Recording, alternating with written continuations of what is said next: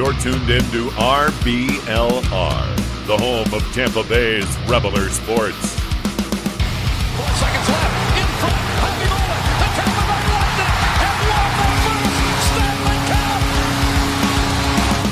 And the Tampa Bay Lightning have won the Stanley Cup. Lightning strikes twice. The Tampa Bay Lightning win their second straight Stanley Cup.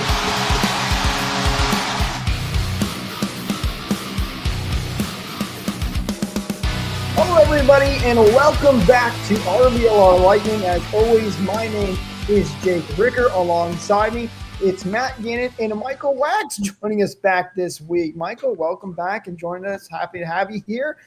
Guys, we got a lot to talk about. We welcome everybody joining us live today as well. But first and foremost, before we get all to the fun stuff of recapping the games, looking ahead, or 3 stars of the week, how you guys doing today? There's fun stuff to talk about? Oh, well, I mean, kidding. If you want to use that negative connotation, but, you got to find the positive sometimes, Matt. Yeah, I won't be so morose this show. I'm doing all right. But, Michael, thank you for joining us. Glad to have you back as always. I didn't know you were such a Debbie Downer. I haven't been on the show for quite a while, and Matt has turned into the Debbie Downer of the show, apparently. Much standardized playing time, was that it? Yes, that's exactly it. Well, we got a lot to get to, good and bad. And there hasn't been the perfect week of hockey for the Lightning, especially the last 2 games. But we'll take a look at it, talk about it, and see how the Lightning can still bounce back because they're still in a very good spot. They've won a lot of games this year, and they put themselves and earned that right to be in that good spot when it comes to the playoff standings and all of that fun stuff. But with that said, let's get right into it. Don't forget, if you guys want to join the conversation, leave a comment down below. We'd love to hear what you guys have to think.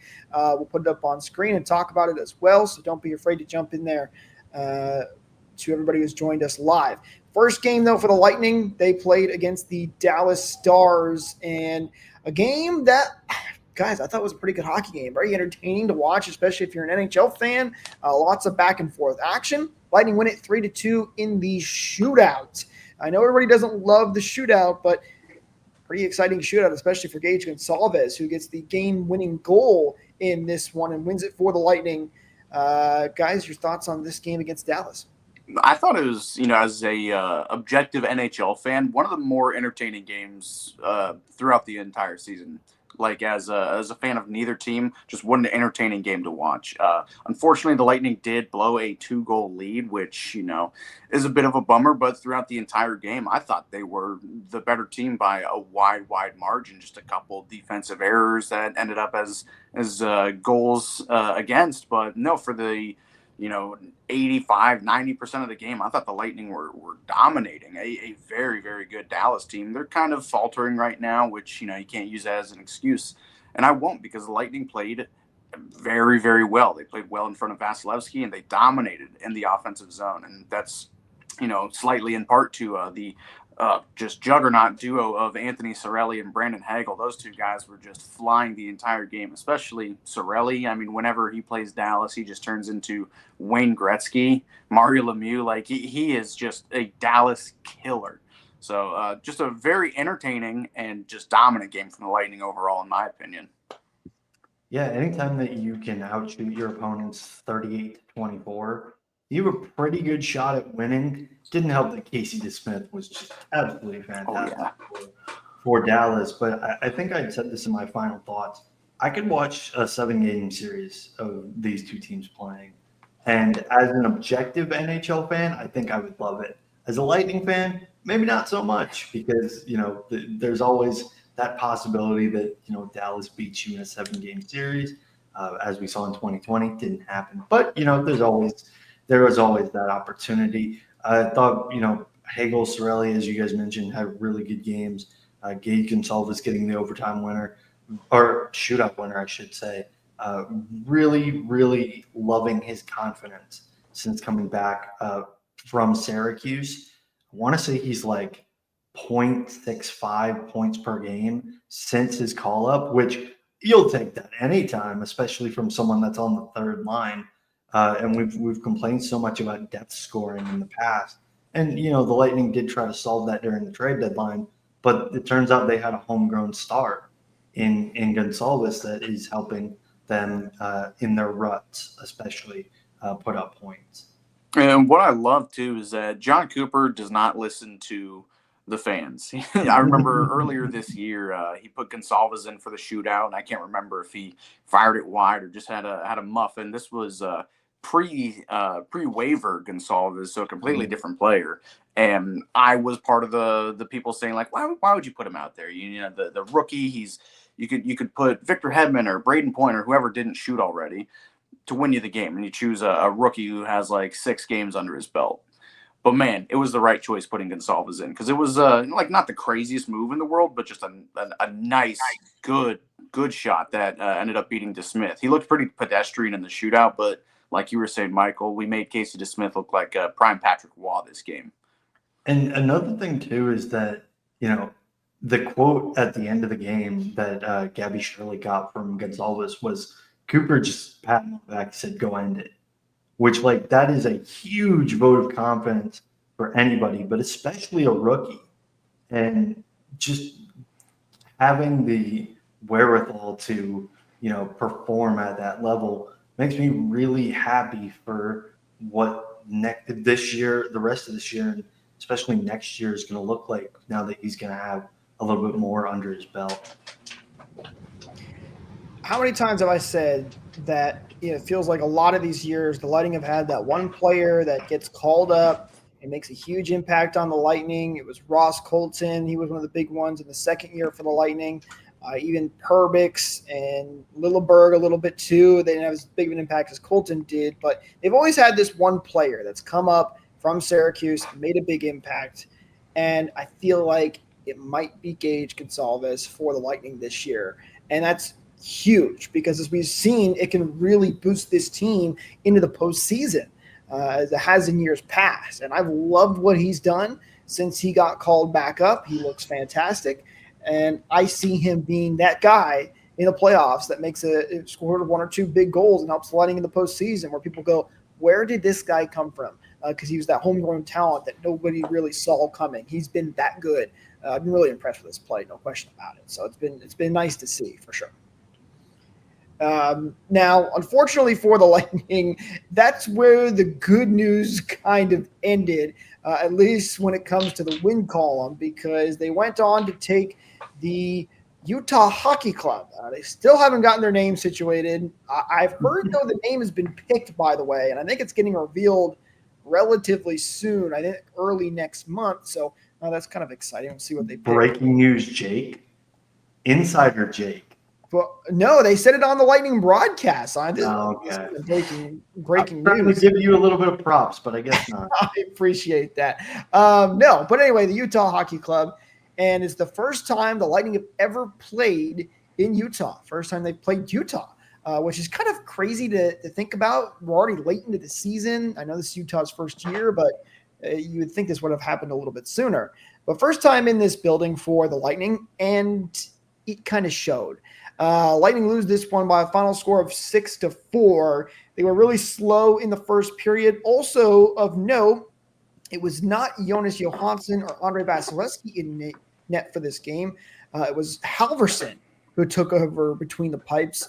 Johansson was not with the team for the rest of this road trip, dealing with a personal family matter. Hopefully everything is okay for him, and he'll be back with the Lightning very quickly. But it was Halverson who was just signed by the Lightning in between the pipes. And unfortunately, it didn't do too great for him. Listen, it's always tough to come in as an older rookie playing for a team and get called up in a new building where even the forwards and defense, the guys who played for this team for so long, didn't look comfortable.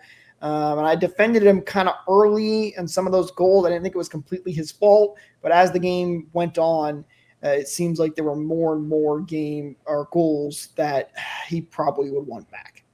Oh yeah, Brian Engblom was torching him pretty good on the broadcast, and rightfully so. You're going to point out goaltenders' deficiencies. And, nobody is happy with his performance. And I'm sure he's top of the list of, the unhappy guys. But, we were talking about it pre-show. Yeah, there were a couple softies, but his defense didn't really do a whole lot to help him out. There were a couple of loose pucks that you would expect, the defenseman in front to maybe shovel out or do something with, instead of following the guy that shot the puck past the net where, there's no danger anymore.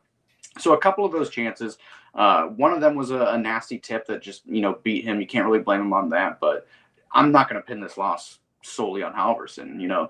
A big reason, yes, but, it's a 26, 27, 28-year-old guy making his first 28-year-old guy making his first NHL start on the road in a strange, against a strange new franchise. Like, you can't really pin this one on him. The offense showed up, which was nice, mostly. But yeah, just a bit of a bummer of a game. I'm glad, it wasn't against, somebody we're in a fight for a playoff spot with. At least it was against a Western Conference team. Nothing you're really gonna kick yourself for losing to. But yeah, just a bit of a bummer of a game. Another non-full 60 minutes played. You kind of don't show up for the first period, and then you're playing catch up for the rest of the game. So a bummer. Yeah, and again, I was one of those people that, just like Jake, defending him early. At the end of the day, he got beat 7 times. Yeah. Like only 5 of them showed up in the score sheet because of the video review team. But you're never going to win if your goaltender gets beat 7 times. It was a rough game for him. And I think in hindsight, I know they said, the plan all along was for Vasilevsky to start against Vegas. I think in hindsight, they would have liked to have banked the 2 points against Utah and roll the dice against Vegas. Like, I know their plan was, something they had etched in stone, but now you're looking at a standings where you're pretty far when it comes to everybody and how they're doing, pretty far into 3rd place. So you had that opportunity to really grasp firm control of maybe a tie for first or a tie for second. And unfortunately, now they've lost both of those games back to back. And, the offense showed up and the defense and the goaltending didn't. And as we'll see in the next game, the goaltending pretty much showed up and the defense and the offense didn't. So it was definitely an interesting back to back. It was nice to see the offense going, though, because they scored. There was a 1-goal game late in the 3rd period. They did keep it close, and they tied the game at one point, but the defense/goaltending just wasn't themselves at any point in this game, which has been a problem for the Lightning in past. A couple of comments here I want to get to here. Beverly saying, so happy for Sergachev and how that team is so thankful for him, and he seems to be enjoying his new life. Yeah, absolutely. Listen, I've got no ill will to Sergachev. He was a fantastic member of the Lightning. Kind of miss him right now. But hey, he seems like he's doing well in Utah, which is really, really good to see. And I can't wait for the tribute video for Sergachev when he returns to Amalie Arena next week. And another thing, I do want to shout out Belle Frazier, my college roommate or college classmate. She is a reporter for the Utah Hockey Club. One of her tweets went kind of viral. It was about Mikhail Sergachev and his, I think they were chickens. Oh, the eggs. The eggs. Yes. So she was the one that tweeted that. But another one that went semi-viral in the Lightning circles was she interviewed Mikhail Sergachev about, facing the Lightning for the first time. And the quote that really stuck out to me was, they helped me become a man. Like, they raised me to become a man. Like, that speaks depth to the organization. Of course, there was a lot of, I don't want to say ill will, but a lot of shock to that trade originally, probably. But it doesn't sound like there's any ill will, which is fantastic.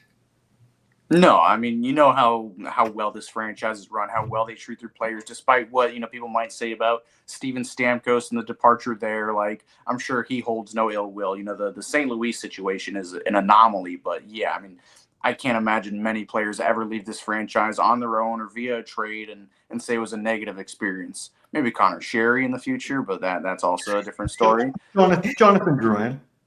That's his own doing. All right. No, that is true. He's got nobody to blame but himself. But yeah, Sergachev. I mean, that is a heck of a quote, Mike. Thank you for bringing that up. And he really is a full-fledged, NHL #1 guy on Utah now. But, I'm just thinking back to even this time last year where we're saying, man, he's only like 24 or 25, however old he was, and now he is a full-blown veteran, if you will. So good for him. Happy to see him. And, yeah, I can't wait to see the tribute video. I know that one will be a definite tearjerker.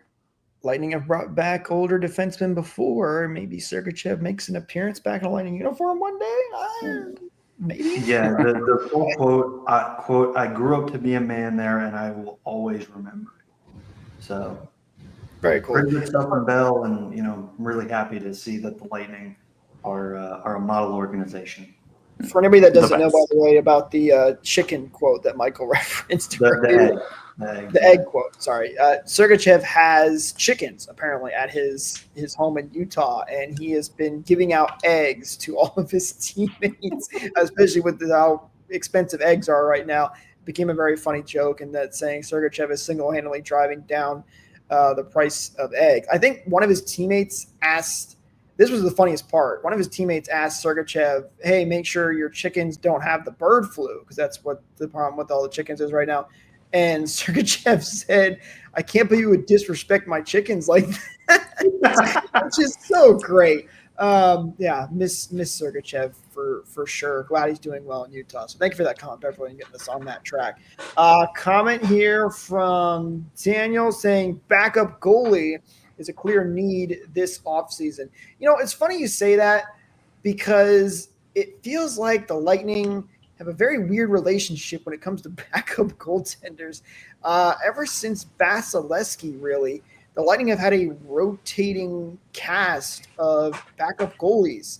Johansson is the current one. You had Brian Elliott 1 year. You had Curtis McElhinney 1 year. What's that? 2 for both of the previously mentioned guys. Right, yeah. Peter Budaj. 2 years. Well, one you get what I mean. Peter Budaj is another one. There's been a lot of different backups. And each of them have, I think, served their purpose. I wouldn't be surprised to see the Lightning go for a new backup goaltender, but you don't think about it that much because Vasilevsky ends up playing so many games and takes over in the playoffs.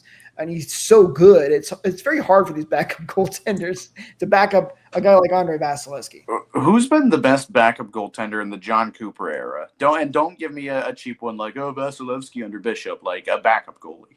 Curtis McElhinney. Yeah, I don't think it's relatively close. Really? Was Domingue under Cooper? He was, right? Yes. Yeah. Domingue. Give me Domingue. Yes. Maybe fan favorite, but hey, Domingue set a record for the Lightning when he was. He was a starter at one point because Bassey broke his foot. I'm not entertaining this conversation. You could have put me and Ned on the 2019 team, and I'd have had a 10-game win streak. Yeah. Let us know in the comments down below. Who do you think is the best goaltender to back up Andrei Vasilevsky in the John Cooper Nabokov. I actually think, and again, this is an off-season conversation, but I think they're going to replace Johansson simply because, I know this absence is a family matter, but he's been getting hurt a lot. Mm-hmm. He's not. You need someone that can play more than 20 games, and right now he's played 15, and I don't think he's going to play more than 1 for the rest of the season. So. And the few injuries that he's had, too, I'm not going to call them inexcusable injuries, but they're always, off the ice or during a practice or something. There's something you can't, say, oh, this is what did it or whatever it is. It's nothing that happens in the game making a crazy save or anything. It's kind of one tweaked muscle away from Matt Tompkins starting a playoff game. I'm going to leave. Yeah. Yeah. And Vasilevsky was the best player in that series, too. Hey, you know what? If we play the Leafs, I'll take Matt Tompkins. He shut down Matthews the last game of the season. So He did. Comment here from Lisa by answering Matt's question earlier. Number 1. Yeah, Lisa. There's been a lot of fun backup goalies, just funny stories from a lot of those guys because don't know, it's just weird backing up Andre Vasilevsky. You don't play that many games, and they've had that rotating cast for a while. And the question will be, the next backup goaltender that they get, will he be an actual, consistent backup for the Lightning for years, or is it going to be another situation where he's here for a year or two? You guys kept correcting me on that. It's another one of those situations. I don't know. We'll see what they do when they get to the off season. Maybe we can get Shesterkin so he can learn what a real goalie looks like. Wow, shots fired at Shesterkin. I couldn't imagine that being there. Goalie. A couple more comments here. It's going to be another cheap year or two deal. Yeah, I know. I definitely expect that. But do they find a solid backup goaltender that they like on that cheap deal, and then maybe think about keeping him around? So we'll see what goalies are available during the offseason, what the Lightning decide to do. I wouldn't be surprised if they do go for a new backup goaltender, because you guys brought up some good points. As much as Vasilevsky plays, you want a solid number two behind him in case of injuries, situations like that. So, which we've had to deal with in the past recently. So that's don't we still have Hugo Alnefeld's rights, but he's playing overseas? Is that correct? Or he has been very bad. Okay, well let's move on. Well, and I hate to say it, currently blanking on the goaltenders. Halverson was playing decent in the AHL. Really well. His numbers were bad, and then just didn't translate to the NHL. So unfortunate there. So I know we got to move. Another guy that can learn from Vasilevsky. When we're getting a little off topic here, but whatever.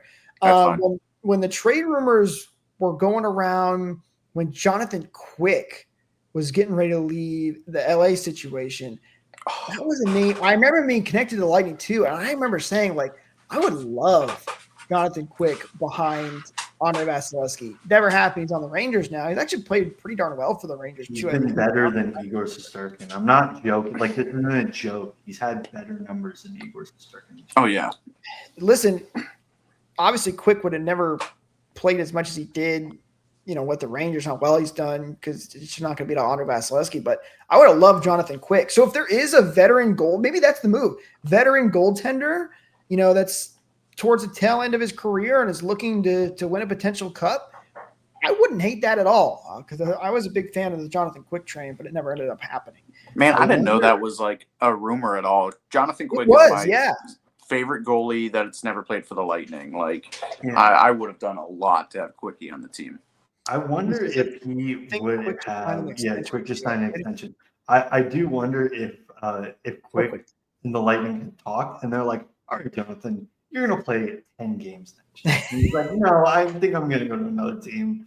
It is a possibility. It's not out of the realm, because it is true. You don't play a ton of games when Andre Vasilevsky's the main starter. But I do remember it being a rumor that he could go to someone like the Lightning, and I was definitely all over it. But comment here from Beverly too. Maybe we need a 2-goalie system, less time for Vasi.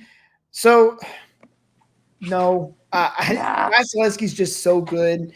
I don't want to have him splitting time. And I understand what you're saying about the less time for Vasi. But also remember, Vasilevsky got hurt, and he said he was going to pull it back a little bit, and has proceeded to play more games than he ever has before. So they said they were going to do this and actually give him less time, and he just hasn't. It's just not in his blood. You want a crazy stat? Is that last year he got hurt and still proceeded to play 52 games. Jesus. By the way, the numbers this year, the 2-goalie system, I respect the take.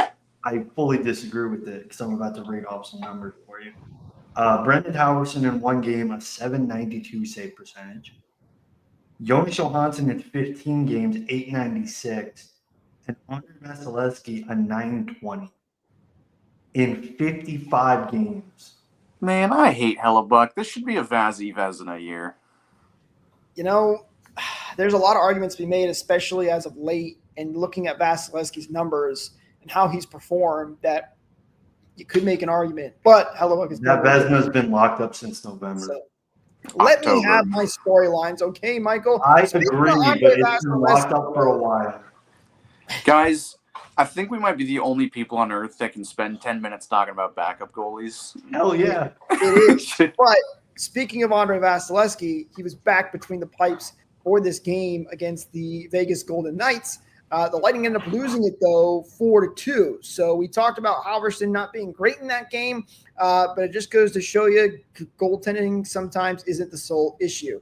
I thought Vasilevsky was really good in this game. He made some big saves. Vegas could have easily been up 5-4, 6-0 early in this game, but Vasilevsky made some big ones. Really, guys, to me, the issue in this game was that first period. I thought the Lightning played decent in the second. They were fine in the third. That's where they scored their only 2 goals of this game.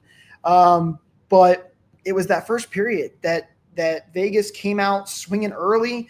I don't know if it was the back-to-back that really hurt them in this, but things just fell apart quickly. And when you go down 3-0 in the first period against a good team like Vegas, it's really tough to come back from that, even though they did play okay in the second and third period. It was that first 20 minutes that I think dug themselves too big of a hole. Oh, yeah. No, I was watching this game with some friends, and for the first 5-10 minutes of the game, it was pretty back and forth. The Lightning were getting their chances, but every chance that Vegas was getting was being saved by Vasilevsky. Nothing was being mitigated by the defensemen. Again, just kind of like the Utah game, there were loose pucks in front. The defensemen and the forwards were doing nothing to help their goaltender. And I was begging, to my friends, I'm like, help your goalie, please do something. Get in front of a shot, block something. Like, they did not help him in the first period at all. And again, it wasn't for a lack of chances on the other end. For whatever reason, Ilya Samsonov plays us really, really well every time. It's kind of like reverting back to January, making, beat C-tier goaltenders look like prime Patrick Waugh. We ended up solving him twice throughout this game, but still, I was begging and pleading, please help your goaltender. And yeah, just like the Utah game, you go down early and you're playing catch up for the rest of the game. And for this one, it was the rest of the game. You were just climbing an insurmountable mountain. Matt, to your point, by the way, if you look at the stats, the Lightning actually, they outshot Vegas 37-30. Faceoffs were better, 56% to 43%. Power plays were even at 1-4. But you go to the block shots category, Vegas had 12, the Lightning had 5. So there was a big discrepancy there when it comes to block shots. Oh boy! All right, let's get this out of the way. Defense was not good. However, and this is a mic grab moment, be selfish. Shoot the puck when you have the opportunity in the slot. I was so annoyed the entire game because they were passing it up. They did the same thing against Philly. They did the same thing against Dallas. I don't even remember that 2-on-0 where they tried passing it to the back of the net because it worked earlier in the game when Hagel scored. They just passed it to the back of the net. They tried again in this game, and it was infuriating. Like, this is a problem that needs to get solved in the final 12 games of the regular season. Of when you have the opportunity, shoot the puck. Shoot for a rebound, shoot for a deflection, shoot for something. Like, they're looking for the perfect play. And on the power play, it's one thing. Thank you, Lisa. And on the power play, it's one thing. But at 5-on-5, it is something completely different. I don't care that they had 37 shots. How many quality shots do they have? Probably, 5? The entire game? It was not a lot. In the Dallas game, there's a good YouTube channel. I don't know if you guys are familiar. Bucks Rays Bolts, love the guy because he always does the radio broadcast dub over the game. And in the Dallas game, who was it? It was Gensel and Gord. They tried to pass it into the back of the net. It was actually a really good save, but at the same time, somebody be selfish. Somebody shoot it. After that save by DeSmith, he put Phil Esposito's face just kind of translucently over the screen. And I was like, yeah, no, if Phil was calling this game, he'd be ripping what's left of his hair out. Yeah. So, and same goes for this for the Vegas game. Like, yeah, you can't pass your way into the back of the net, or at least it's not a very efficient way of scoring. So, like you were saying, Mike, yeah, the quantity, yeah, what was it, 37 or something pretty high, but how many quality shots? They were pretty few and far between. Samsonov, he played pretty well, but at the same time, like I was saying a few minutes ago, and like we were saying for the entire month of January, how are you making these C-tier goaltenders like stand on their head? Like, some of these chances are really good. Some of these chances should beat any goalie, you would think. And then for whatever reason, I don't know if they're just badly placed shots or they're just not hard, whatever it might be. These goalies are getting lucky. Whatever it is, you're making these C-tier goalies look incredible. And I don't know why it's the Lightning are the only team that does that, it seems. Shoot more quality shots, just like the quality merchandise over on shop.rblrsports.com that you guys can go pick up and check out as well. Links, as always, are in the description. It's awesome team-inspired merch over there for you guys as well. Lightning, Bucks, Rays, Rowdies, Sun, you name it, we got it. You can use code BOLTS again for 10% off your order. Grab a shirt, get an awesome one. It helps us out. Really do appreciate it. So be sure to check that out. But it was an issue for the Lightning. You need more quality shots. They weren't doing that in this game. And it's, partially a reason they were not able to beat Vegas. And the score is a little weird too. It's 4-2, but there was the empty netter and then the Lightning scoring on the power play with 5 seconds remaining in the third period. But they weren't far off. It was that first 20 minutes. If they played better there, at least, kept it closer and not let it run away from them too much, they would have had a chance to win this game. Listen, we know this team has the talent. We have seen it. They can score goals. They can play decent defense. But for whatever reason, at times, they've had issues, whether it's been the offense not doing what it needs to do, and that's both top six and bottom six sometimes, or the defense not pulling its weight. It's been a mix of different issues, but when they put it all together, they look like one of the better teams that we've seen in past years. Going back to those Stanley Cup winning teams, maybe not as good as those Stanley Cup winning teams, but the teams look good. So they need to put it all together. Tedman will do that these last couple of games, and we will see how it plays out for the rest of this season. So one of the other themes that I've been noticing recently is just like the turning C-tier goalies into Dominic Hasek, is whenever there's games where the Lightning just aren't playing good, or just something is going wrong, and kind of a tough loss, it seems like the best player during those games is always Gage Gonsalves. Like, I don't know why he seems like he's the guy, like the only guy that's showing up for these bad games. And I'm not calling this Vegas game a bad game. It's just kind of more of a bummer, unfortunate game that you let get away from you. But Gonsalves, I thought he was playing really well this game. So that's just one of the things I've noticed. Superstars show up. This guy show up play every single game. Okay, hold on. While I have you here, I asked this question last week, but I don't think Jake and Joe respect this guy the same way that Mike and I do. Why is Mitchell Chaffee still sitting?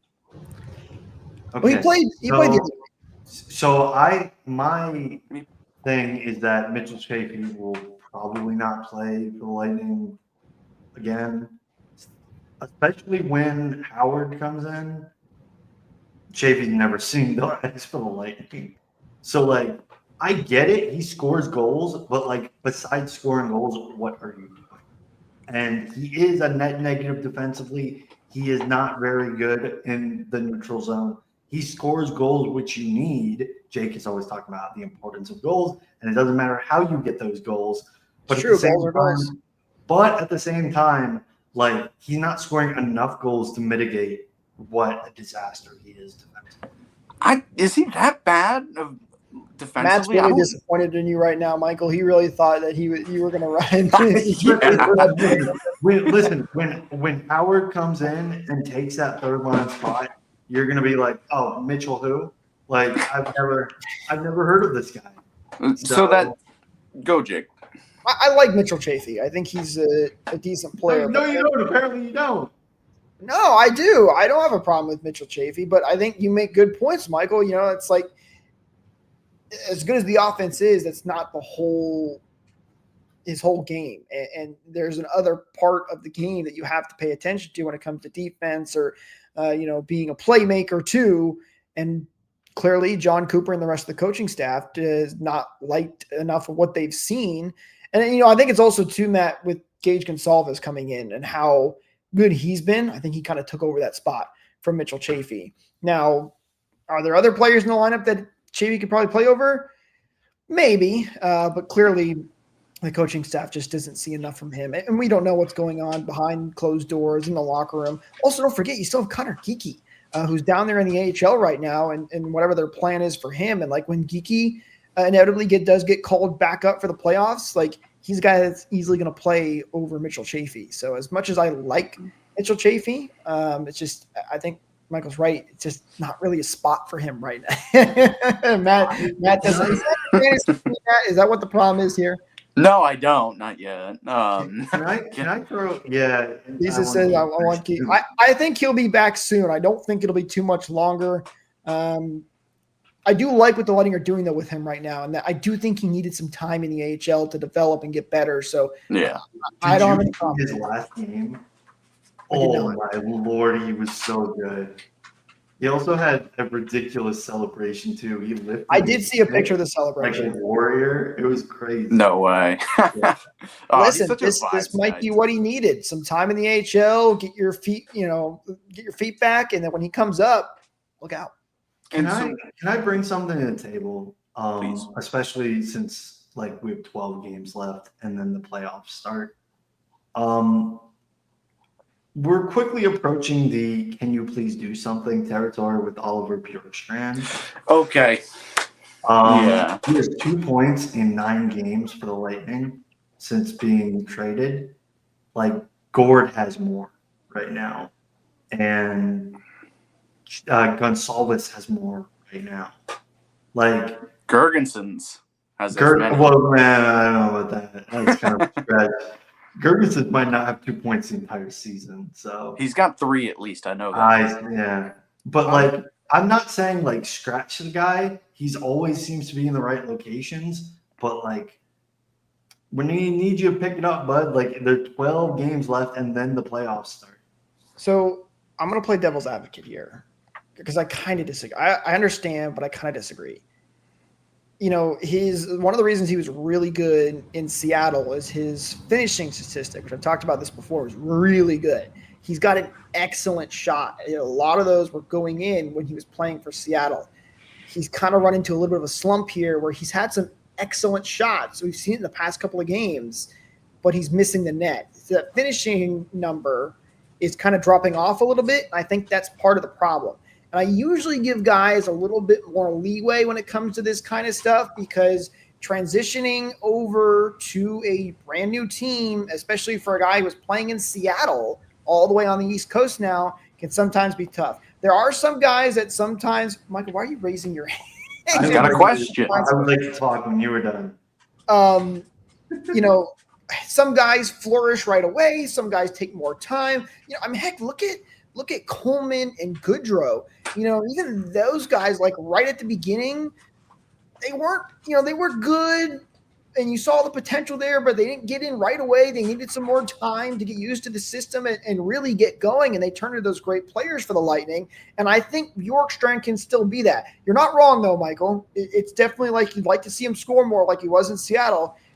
But I think his play is there and he's getting the chances. And I do think at some point, that transition will happen and he'll start scoring again. So I like what he's been doing.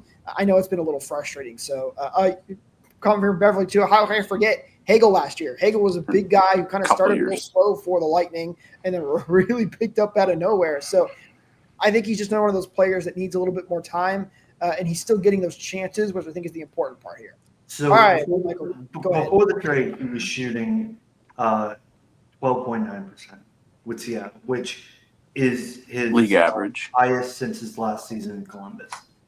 Since the trade, he is shooting 8.3%, which is the second lowest of his career, and his lowest since 2017, 2018, his third year in Columbus. So listen, I get it. Like, you're acclimating to a new system. He's not playing poorly, but like I need something. Whether if it's assist, if he puts up assist, I'll be the happiest guy in the Lightning fan base. You keep on passing the guys to your line, man. Like you get those guys set up for goals, fantastic. That's not really happening right now. Well, see, I also don't know if that's his style. Like, I think he's more of a goal scorer than he is a playmaker. It's just He 16 before the trade. Like his career high in goals is 28, and he's hit that once. Like, I'm gonna make a bold prediction. I think Bjorkstrand, by the time when the playoffs start, I think he's gonna be scoring some big goals that help the Lightning move on to, further rounds. I think he's gonna make a big impact for the Lightning. I think it happens right when the playoffs start. I think he'll be okay. As much as I want to torch you for this take, you're usually right about your goal scoring takes. So I'm not that's true. Listen, Gensel's not putting up 60. That's he's not putting up. Oh Jesus! Listen, I said during that prediction, I said, listen, I'm getting a little crazy with this one, and I was, but he's still done very, very good. Not 60.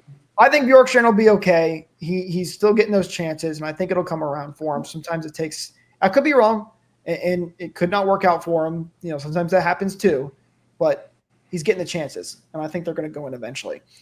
Real quick, before we go to our 3 stars, I do want to mention, and we kind of briefly talked about it, but the review team for the Tampa Bay Lightning, 2 for 2 on challenges, by the way, in the same game, which is fantastic. Lightning typically not usually a great challenge team all the time. No, they are. But they just get hosed by goalie interference calls. That's like offsides and all the other pretty objective stuff. Slander Nigel Kerwin. That is crazy. Beverly's with me, by the way, on my prediction. So I think that's out of context. I don't think so. But yeah, Nigel Kerwin. The challenge. Yeah. Well, no. I'm not blaming him. But like Matt said, he's the guy. Sometimes we got screwed on goalie interference challenges. Goalie interference is like the biggest can of worms in the NHL this year. A lot of people are noticing. I'm giving them props right now. They've been fantastic this season, especially. They were 2 for 2 in that game against Utah. I thought they were going to make a challenge and go for 3 for 3 against Vegas because every coach on the Lightning bench was furious about something. I still don't know what it was. They never ended up challenging, so clearly they didn't see enough to do it. But I was really hoping they were going to challenge that goal because it would have been really funny to see them go 3 for 3 on challenges. I mean, so I don't know why they didn't. Whatever it was, like it was enough to get them heated. And what was it, the 2-0 or 3-0 goal? Like you're already in. It was 2-0. You're already in. Or maybe pretty big. No, it wasn't the first one. It was at least 2 or 3. But like you're already in a pretty big pit. The players were upset too. I saw them arguing. Who? The Lightning players on the bench. Oh, really? Yeah. And everybody was upset. All of them, they were hot. It wasn't like, oh, let's take a look at it. It was like Blashill was red in the face. Cooper was PO'd. Like everyone was upset and angry. I don't know what it was. I wish we'd get some context, but I think they should have gone for it, to be honest. Like you're already in such a pit. Who cares if you get the delay game penalty? Like the chances of you coming back are slim already. So why not? Why not go for it? Go 3 for 3. The only thing I can think of is that it wasn't a challengeable play. And that's why, and maybe they thought they could try and, because they were looking down at the, they have those screens underneath the benches where the coaches can look at. So maybe it was an unchallengeable thing, but they were looking at that. So there's a lot of possibilities. Good comment here from Lisa too. I don't think he wanted to take the penalty. It's definitely possible, but you were 2 for 2 on challenges just recently. And I bet I know what it was. And it was a call that has screwed the Lightning before in the biggest game of their season. I bet it was a too many men call or non-call. I'm still. It's possible. I don't know what it was. We need a lip reader. Somebody go back and watch that clip for us and see if you can tell us what it was. Because the broadcast, Dave Randorf did joke about it, but they were all mentioning that all these guys were really angry and upset about something, but no challenge did come. But at the end of the day, the Lightning unfortunately fall a little bit in the standings in the position of they were right there to take first place, neck and neck with everybody else. they're still there, but now the Panthers have an extra game played. Toronto's even in games played right now with us, and they are ahead. So both teams are basically 2 points ahead. Toronto's 2 points ahead with the same amount of games. Florida's 4 points in hand, but we have a game in hand on them. So a little bit tougher to get back to first place now, but still very possible for the Lightning. The 1, 2, 3 spots in the Atlantic are extremely tight, and it's going to be a fun race down the stretch. Guys, time for 3 stars of the week now. Despite the 2 bad games for the Lightning, there was still some good and some players that I think really stood out for us this week, despite those last 2 games that were a little bit frustrating. And our number 3 star of the week, I think, reflects that a lot. When you look at his stat line, he was a -2 on the week, but had 2 goals, 1 assist for 3 total points. He's been hot as of late, and that's none other than Anthony Cirelli, who gets our 3rd star of the week. He's been doing good things. He got cold for a little bit, but he's right back into the thick of things. So Anthony Cirelli, 3rd star of the week, guys. Anthony Wayne Gretzky, Dallas Cirelli. Yeah, no, he did he make the list last week? I know we were giving him some props because he did have a little bit of a cold spell. He is, having a career year for Anthony Cirelli. I'm upset I did not pick him up on my fantasy team because I knew we were playing Dallas and I knew he was going to play well. So, he's starting to find his groove again. Him and Hagel are just the best penalty killers in the league, and they were flying this game. Power play, shorthanded, even strength, whatever, all these games, but specifically the Dallas game got him enough brownie points in my book to give him the 3rd star. So glad he's finding his game again. Yeah, I would say that Dallas game was the main reason why he's getting the 3rd star. That dude took a beating in the Vegas game. Like, he left the bench or left the ice to go to the locker room, came back, left again, came back with like a face shield. He's a warrior. He took an absolute beating and immediately was on the ice for a penalty kill and got a shorthanded chance. So like that speaks a lot to what he is as a player. And again, wasn't the greatest week for the Lightning, but he was definitely up there. Cirelli, Hagel, and Gord. Oh, what a great penalty kill unit that is. It's fun to watch. There's no doubt about that. Our number 2 star of the week is another guy who had a little bit of a cold streak for a while there. And it felt like, when is he going to be able to break through? It's got to happen soon. And he did start to break through this week. Finally, it's Braden Point. 2 goals for him this week. He gets the number 2 star of the week. Hopefully, this is a good sign for Point in the weeks to come, and he's starting to heat right back up because he's a very talented player, and the Lightning need him firing on all cylinders to head into the postseason. Yeah, we knew his production would decline. Like, he was on a torrid pace to start the season and, well into halfway through. But he was shooting, what was it, like 40%, middle of the way through the season, like an insane shooting percentage. So we knew that was going to come down a bit. I just didn't know how hard of a wall he would hit. Like, he's been rather frustrating to me, in the month of February and, the early days of March. But over this last week, Braden Point has looked like Braden Point again, especially in the Vegas game. Just surprisingly, I thought that was maybe his best game of the week, away from the puck, with the puck. I thought he was creating chances. One of the not few guys, but I thought he was arguably, with Gage Gonsalves, the best player the Lightning had, best forward the Lightning had in that Vegas game. So Braden Point looks like Braden Point again. And then he got, a couple goals in the Utah game. Not easy goals either. He had to work for them. So good for Braden. Glad he's starting to find himself again too. Hopefully he can keep this up. He will keep this up. Let's be real. I couldn't think of the last time that Braden Point had a deflection goal. Like, it's not often. He's not much of a tipper. No, he's not. Like, he's in that area. Come on, but he's 50%. What are we doing here? Oh, come on. That joke both went right over your heads. Nothing? No, I didn't hear you. Matt got it. I said, come on, Point, 15%. What are we doing here? Oh. Tipping, the whole commercial the NHL did, bad tippers. All right, whatever. The moment is lost. Please. All right. So good week for Point. As Matt said, he was maybe not statistically, but you could definitely see that he was visibly one of the better forwards for the Lightning in that Vegas game. There was a play in particular, and it drove me a little crazy, where he deked 6 different guys on Vegas and then passed the puck in the slot. And I was just like, my God. I know that one. You had a wide open opportunity and you still passed it. But at the same time, if those games are one-offs, you're happy with the way that Point's not going to do that again. Same with missing a team meeting. He's not going to do it again until he does it again. So I was gonna say, you sure? He's done it twice now. He's not gonna do it for the rest of the season. There's the good news there. Well, he gets the number 2 star of the week. Hopefully good things to come for him in the rest of the season. Our number 1 star is a guy that was, came in amidst the, I don't want to say controversy, but there was a lot of talk when he came Turbulent. in.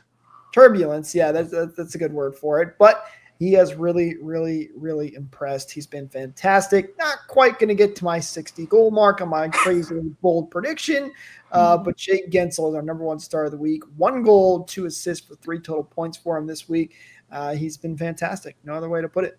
Jake, it's okay. Scoring's a bit down this year league-wide, so yeah, maybe we'll shoot for 59 in the last 12 games. What is he at right now, actually? I'm 34 goals. He's usually a very even player.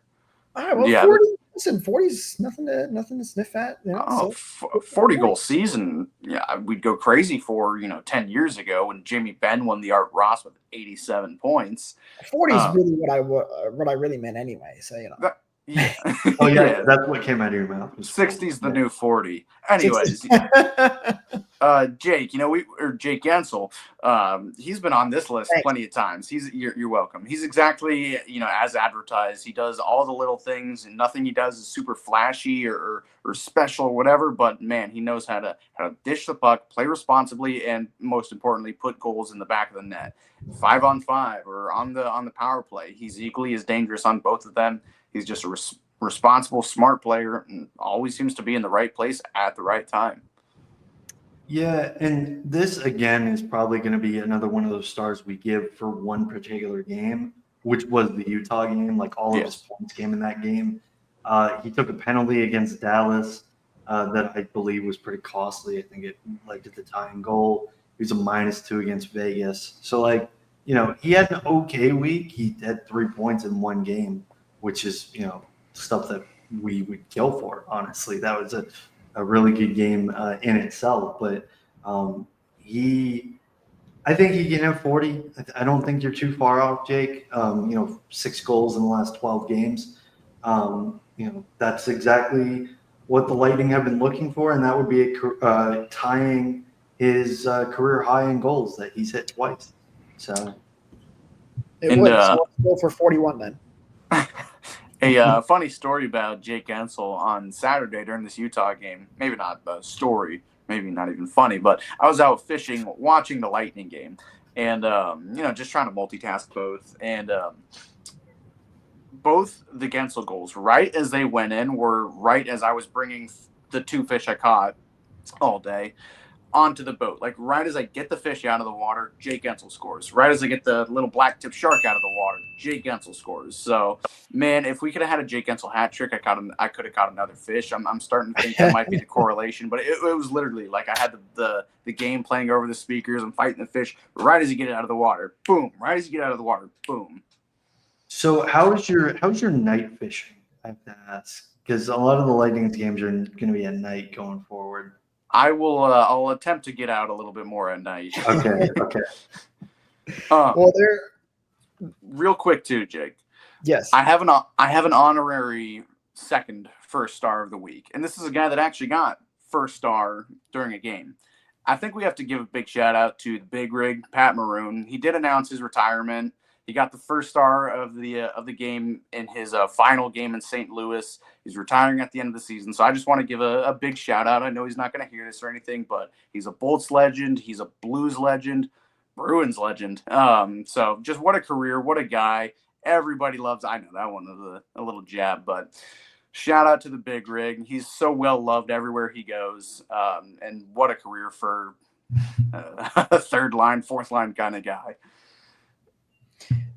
Yeah, there's no question. He was very beloved when he was here with the Lightning. No, I miss him a little bit. You know, he wasn't always a top of the line scoring big piece, but he was that glue piece, the locker room guy, the enforcer type of guy, which you really don't see much more in the NHL. So congratulations to him on an amazing NHL season. Hopefully the Lightning, I don't know if they have put out anything at this, but I don't think they have, but hopefully they'll be able to do something nice for him as he gets ready to head into retirement here. They should bring him on next year as a coach. I have a specific guy I would like him to replace. But, we won't talk about that. That's fine. Well, there you have it. Our 3 stars of the week. It's Anthony Cirelli, Braden Point, Jay Gensel, and an honorary Pat Maroon. Let us know down in the comments below. Do you agree? Do you disagree? Would you put anybody else on there? We'd love to hear what you guys have to say. I do also want to say quickly, my guy Brandon Hagel, he had 4 points this week. He officially passed his career point high. Wow. So he's at 77 points, and he's only a couple of points assists off his career high in assists. So he's going for a career high in goals, assists, and points. And he's doing a career high in plus minus too right now. So Hagel doing ridiculous things. It's just unbelievable to watch. So he's no Connor Shear. Nobody is. Yeah. No, he's not. But he does a lot of fantastic things, and I'm ready to see him into the postseason. All right, time to look ahead for the Lightning, though, because we're not at the postseason yet, and the Lightning have not officially clinched as of this moment, but they are close. According to a little bit of research, it does look like the Lightning are 7 points away from getting a clinching scenario here, so they're close, but not quite there. They've got the Pittsburgh Penguins next up on Tuesday, 7 p.m. Eastern. Then they'll have the Utah Hockey Club at 7 p.m. Eastern and the New York Islanders at 2 p.m. Eastern on a Saturday. That's a little bit annoying, but 3 home games coming up here for the Lightning. The biggest one of note to me, guys, is going to be the one against Utah, just because Sergachev returning home to his former place of employment. That'll be a fun game. I hesitate to say 3 winnable games because the NHL, anybody can beat anybody. These are 3 games you hope the Lightning probably have a pretty good showing in. The Lightning like to do well in their revenge games, like the one against Boston a couple nights ago. So you got your revenge game against Sergachev. It seems like they do well in return games too. I was at the Ryan McDonough return game that he was sitting out for, and I think we spanked Nashville pretty good. I might be reaching there because that's the only one that I can really think of. So revenge game. They beat Stamkos in his return game. There you go. Maybe it's just a Nashville. Against Nashville. Maybe it's just Nashville.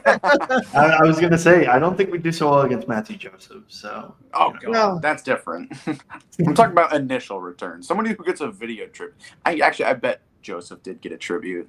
They probably get. Well, I was about to say they'd probably get Bogosian a tribute, but you would have loved that. I would. 3-0.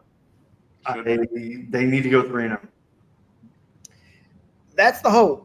Will it happen? Who knows? They need to go 3-0. I don't disagree.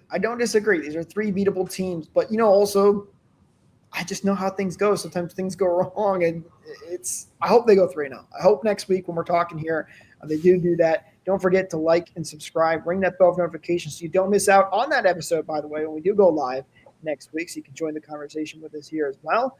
But 3 big games for the Lightning. We'll be back to recap it all next week, and we'll see where the Lightning place in the standings when it comes to that. They're right up there. It's very tight in the Atlantic Division, and it's a big deal because it's going to determine who you play, and there's not a lot of friendly playoff matchups right now for the Lightning. You're either playing Toronto, Florida, or Ottawa right now, and all 3 of those matchups I don't love, but hey, make the postseason, and you never know what can happen. I think at this point we should just lose most of the rest of the games so we can fall into one of the wild card spots. I think that's probably the most preferable. So if we don't win the division, fall into one of the wild cards or drop down to wild card 2, and let's go from there. A few more things before we go. First of all, congratulations to Cooper Flinton for signing his entry-level contract, 2 years.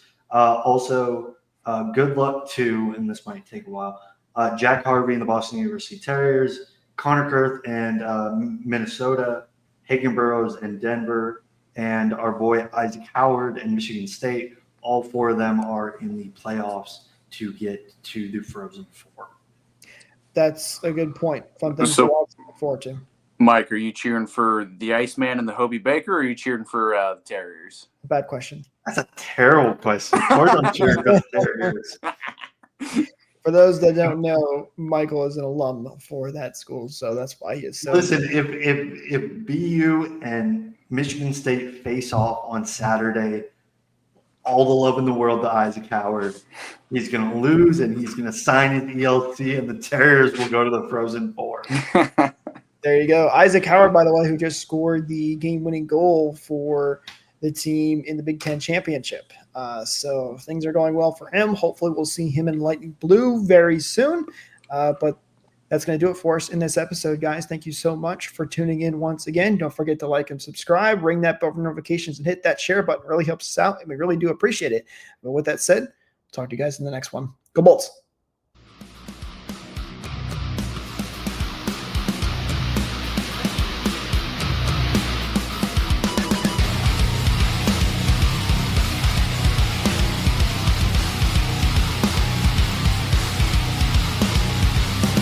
Thank you for tuning into this presentation by RBLR Sports. On your way out of the stadium, please remember to like and subscribe.